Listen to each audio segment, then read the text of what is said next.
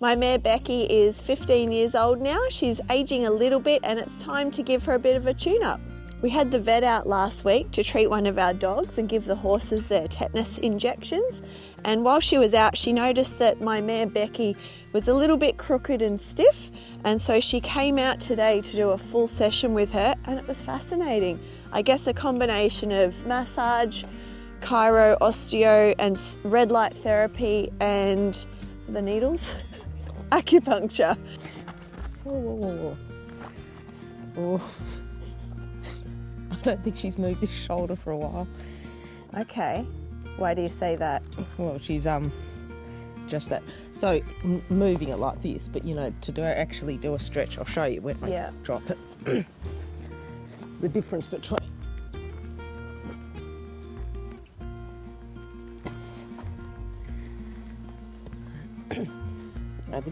doing normal and actually us stretching. Yeah. She hasn't done anything like that. Yeah, okay. Ooh, that was quite nice. Come on, old girl. You're not old, but you know.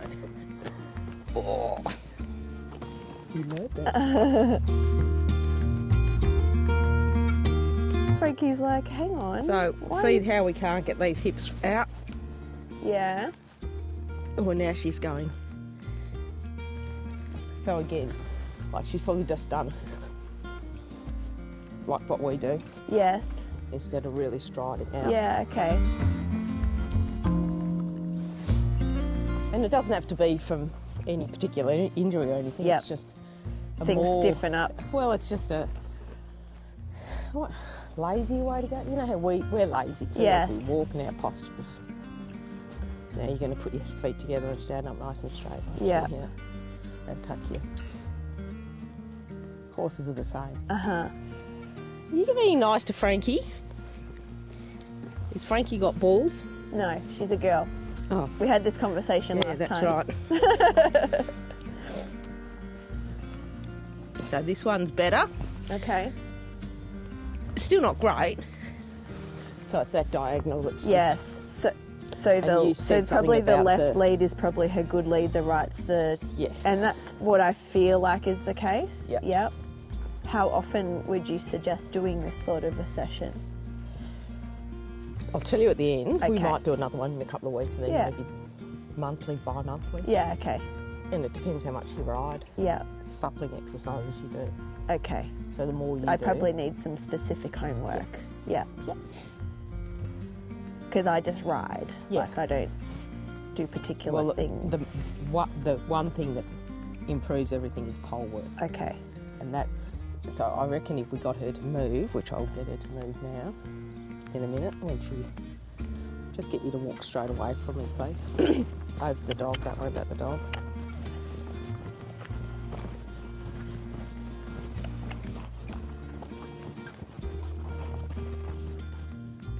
Okay, so that right rump is sitting like that.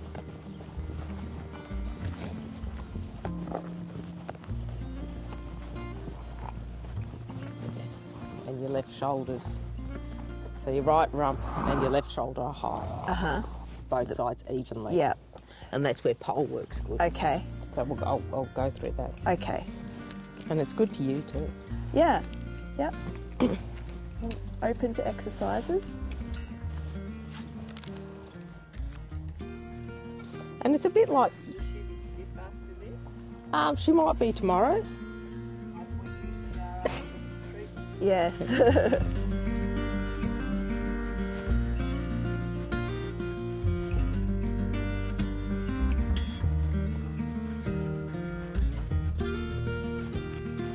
Hello, what's this? So this is red light. So we whack this on our head. So this is where all the acupuncture points start or finish around your head. Right. Good girl. Good girl. There you go. You got a helmet on, Becky.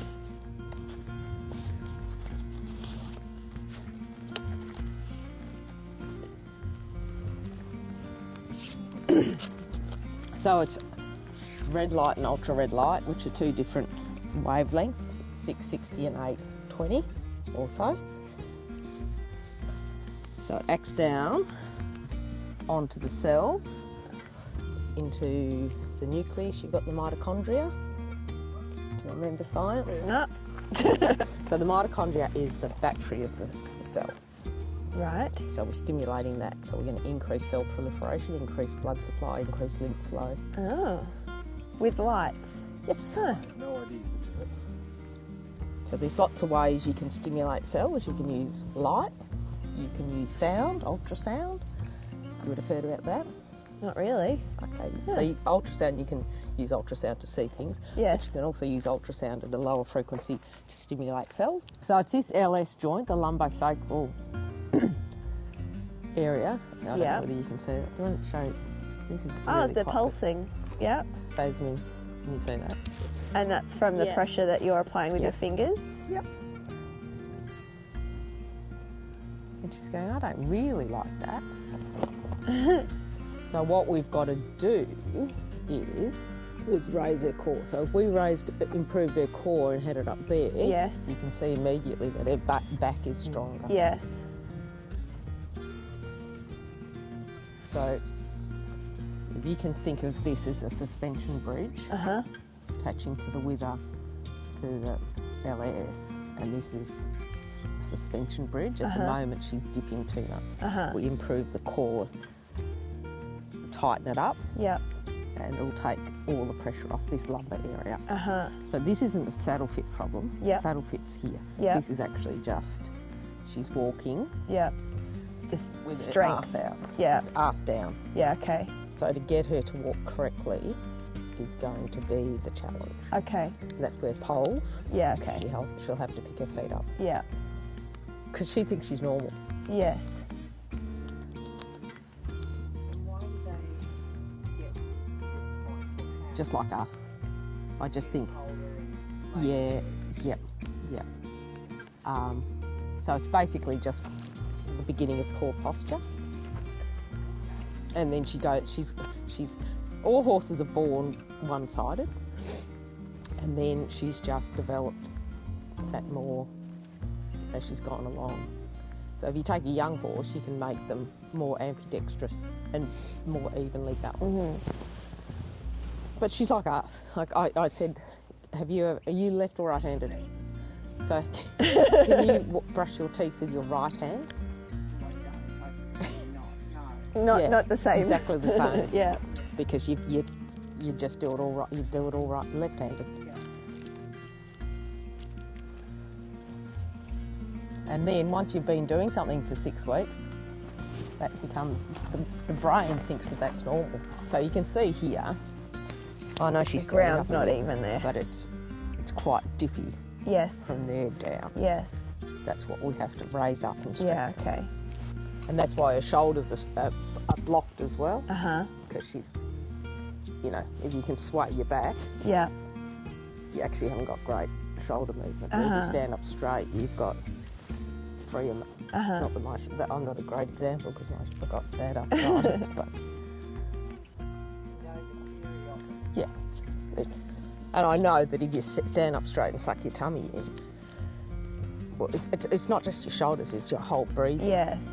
All that thoracic outlet improves. Are we all standing up nice now? Yeah. Yes. But you do. You just stand. Yes. I don't know about this. You see, she's really focused on what you're doing.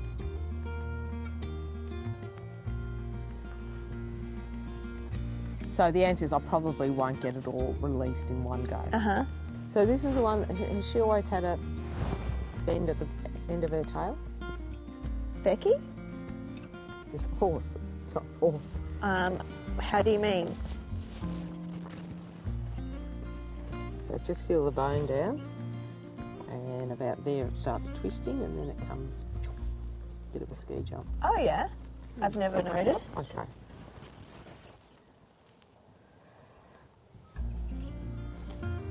The other thing you might notice is that she's always rests the left hind, Uh-huh. and that's, I think, to try and take that lumbar region off that side.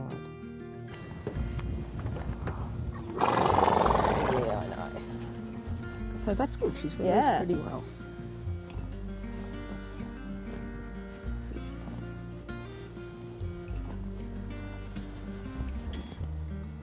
Remember where you put them all?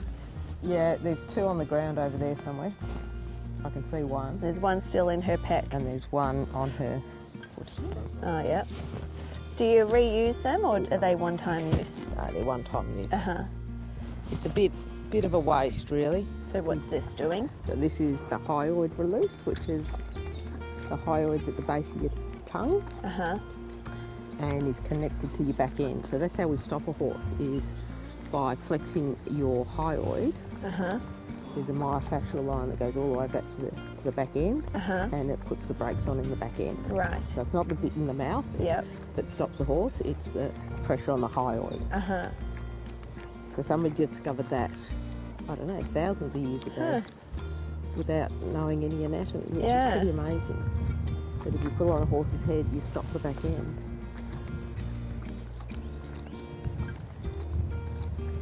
So this is what Shane needs to do too. So I stick my thumb in his mouth. You're also releasing your TMJ as well. You're just trying to get them to do, maybe I need one of these and I could talk to myself. My memory's shocking. Same.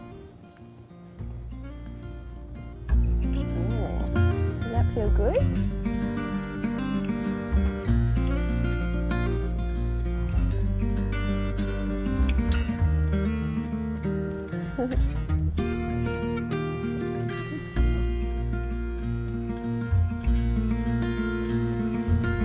Get up. You just think she's about to release it. All it is she's going, Oh, time for another mouthful. Yeah. So with your poles, Yes.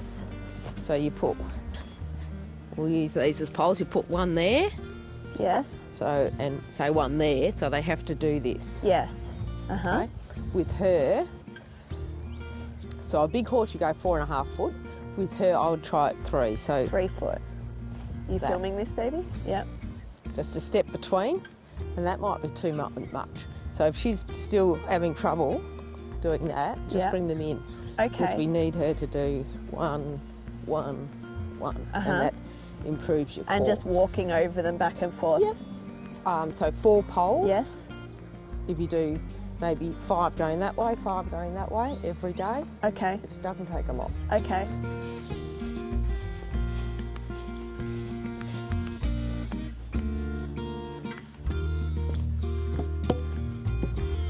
Yeah.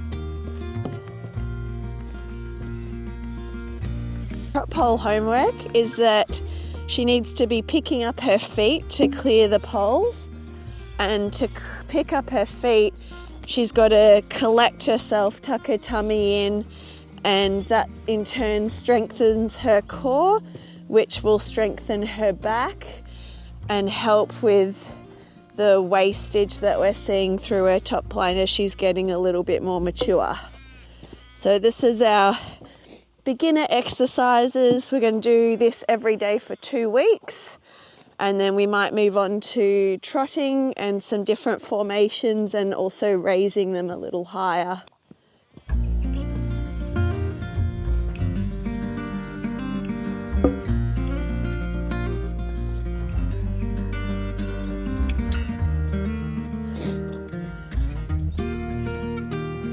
Our carrot exercise, which is to encourage her to flex.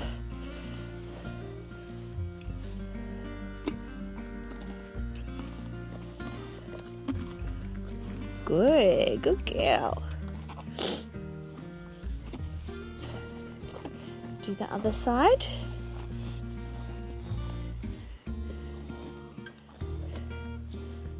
Good girl.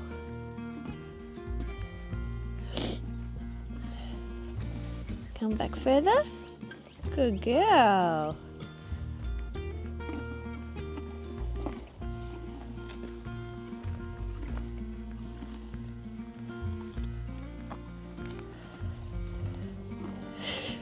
It's like more. I know there's more.